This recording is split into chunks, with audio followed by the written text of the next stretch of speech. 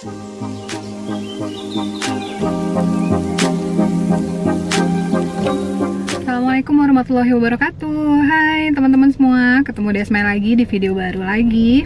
Gimana puasanya teman-teman? Aman? Lancar? Menyenangkan? Ya, sore ini saya juga sambil menunggu waktu berbuka puasa, saya mau bikin video baru dan kita akan sharing sama-sama ya. Sharing-sharing tipis tentang apa ya? Oke, mungkin sore ini kita bisa sharing tentang salah satu materi dari saya mengikuti training kelas yang Explainer yang tempo hari saya ada ceritakan juga di YouTube channel saya. Nah, salah satu coach yang mengisi materinya ini berbicara tentang money IQ. Ya, saya juga awalnya tuh nggak ngerti ya money IQ ini apa. Nah, di dalamnya itu ada beberapa poin yang bisa kita ambil pelajaran untuk kita aplikasikan ke bisnis kita. Nah, coach tersebut ya mengatakan bahwa di masa sekarang, di masa pandemi ya, ini ada beberapa hal yang jelas nampak sebagai masalah dari market yang setiap hari ada di sekitar kita, cuman kita ini masih nggak ngerti cara menggait mereka itu seperti apa. Nah, apa sih yang menjadi masalah market ini gitu ya? Yang pertama, masalahnya adalah pada ketakutan mereka. Nah, ketakutan ini tentang apa? Ada ketakutan tentang virus corona, ada ketakutan bisnisnya tutup karena resesi gitu ya. Ada ketakutan juga masalah ekonomi ya, tidak bisa menghasilkan lebih banyak seperti biasanya. Nah, fungsi kita atau tugas kita adalah kita ini menjadi solusi dari ketakutan mereka. Tinggal kita menyesuaikan ketakutan mana yang sesuai dengan solusi yang kita tawarkan. Kalau kita di MCI, pertama kita punya solusi atas ketakutan mereka tentang virus corona. Itu kan kita punya gitu ya solusinya. Terus kita juga punya solusi di ketakutan ekonomi mereka gitu ya melalui bisnis MCI. Nah, yang ketakutan ini loh yang kadang-kadang kita itu nggak bisa ngebaca.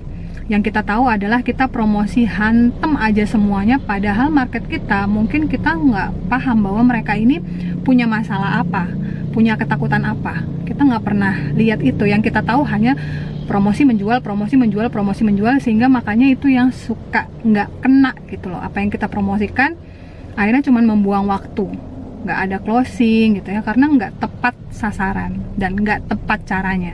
Nah, si coach ini menyampaikan juga bahwa menjual itu adalah suatu kegiatan di mana kita menularkan keyakinan kita kepada customer gitu. Jadi kalau misalnya nih kita bilang bahwa produk ini murah kok gitu ya, produk ini bagus kok, tapi pada kenyataannya customer nggak percaya gitu ya, customer tidak meyakini, maka sudah pasti tidak akan terjadi proses jual beli gitu. Nah, kenapa bisa tidak terjadi? Karena itu tadi, kita tidak mampu memberikan atau menularkan keyakinan kita terhadap mereka.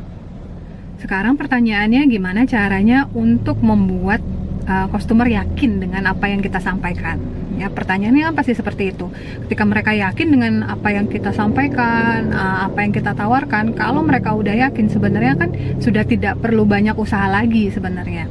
Tinggal eksekusinya aja. Masalahnya adalah bagaimana meyakinkan dan menjadikan keyakinan kita itu ada di mereka juga gitu, supaya jadi satu persepsi dan mereka siap untuk order. Itu kan yang menjadi masalahnya.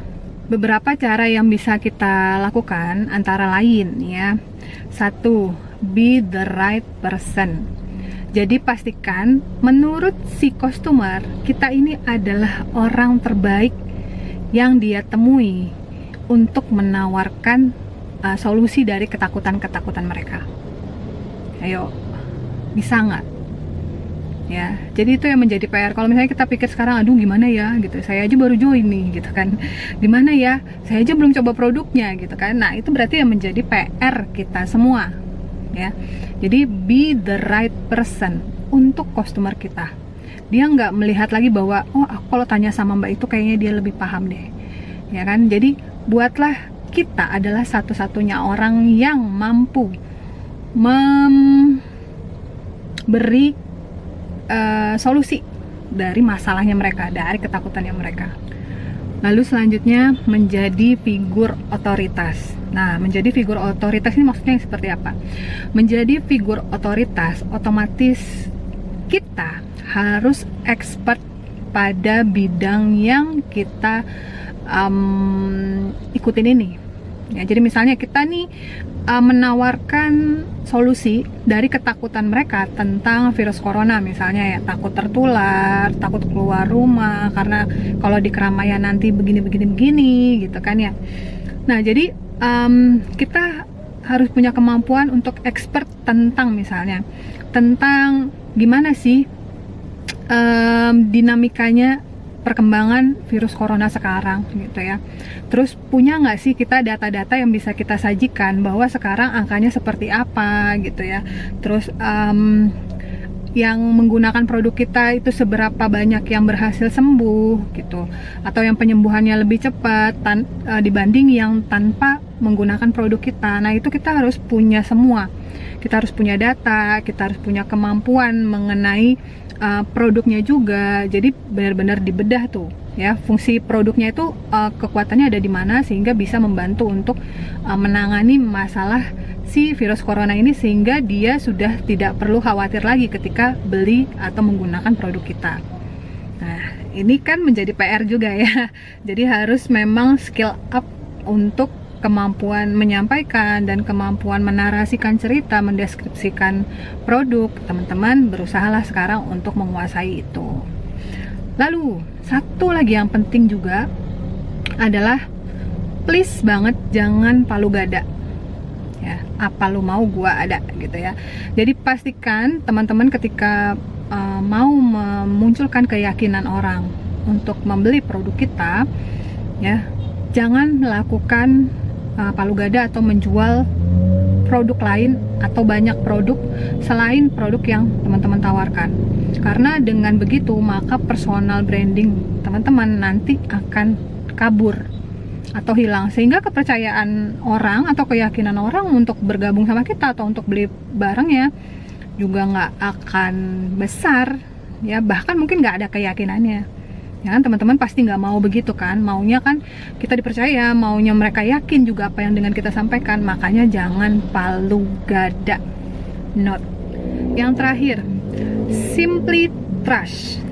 Jadi pastikan teman-teman ini adalah orang yang dipercaya, bisa dipercaya gitu ya, dari omongannya ya, dari mungkin setelah nanti dia beli produknya terus kita bisa follow up perkembangannya sampai dia mengalami banyak perubahan dari kondisi sebelumnya sampai ke kondisi selanjutnya ya. Teman-teman harus konsisten, bisa dipegang gitu loh. Maksudnya bisa dipegang itu apa sih, service after selling lah ibaratnya. Teman-teman harus punya, sehingga muncullah trust orang untuk selanjutnya. Bisa jadi dia akan repeat order, bisa jadi dia akan menceritakan ke keluarganya, ke teman-temannya bahwa aku menggunakan produk ini nih, jadi ada kondisiku jadi lebih baik gitu ya, dan aku tuh dibantu sama mbak ini gitu, atau sama mas ini gitu.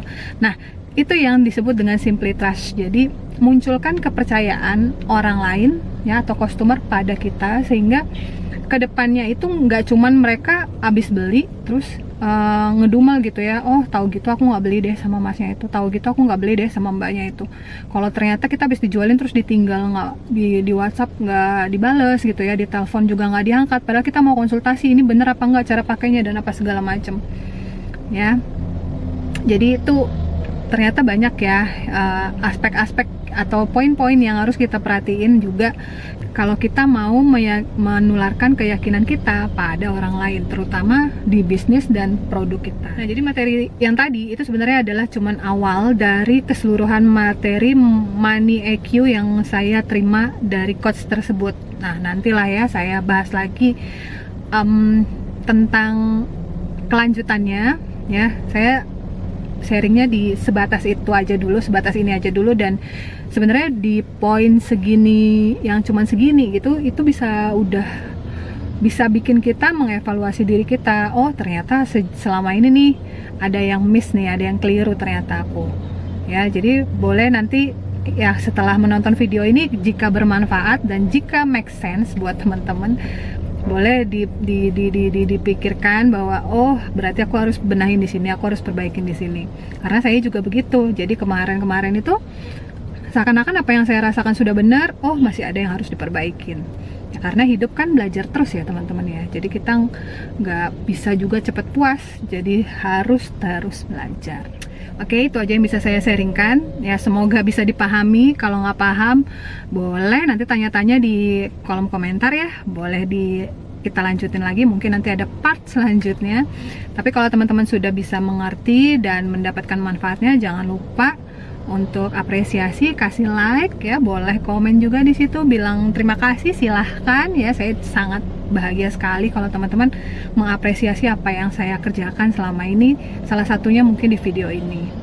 Oke, itu aja yang bisa saya sampaikan. Saya harus balik ke rumah untuk nyiapin buka puasa ya. Kita ketemu di video lain lagi. Terima kasih buat teman-teman semua. Better Life with MCI. Bye. Assalamualaikum warahmatullahi wabarakatuh. Dah.